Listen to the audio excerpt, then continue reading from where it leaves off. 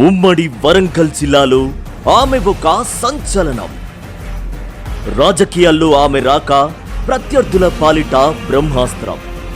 రాజకీయాల్లో అనతి కాలంలోనే చరిత్ర తిరగరాసిన పరాక్రమం.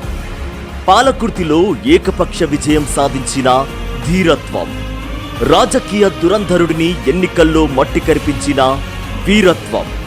ప్రజాసేవలో తనకు తానే సాటి అని చాటిన ఆదర్శప్రాయం.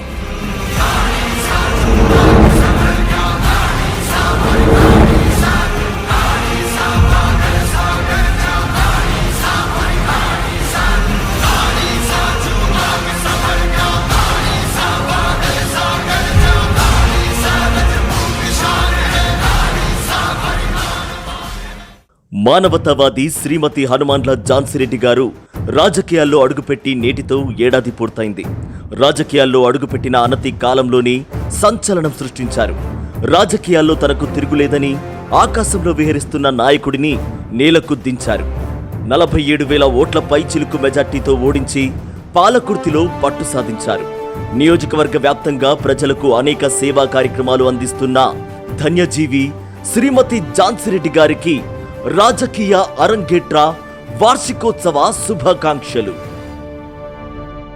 2023 అసెంబ్లీ ఎన్నికల్లో కాంగ్రెస్ తరపున పాలకుర్తి నుంచి విస్తృత ప్రచారం చేశారు.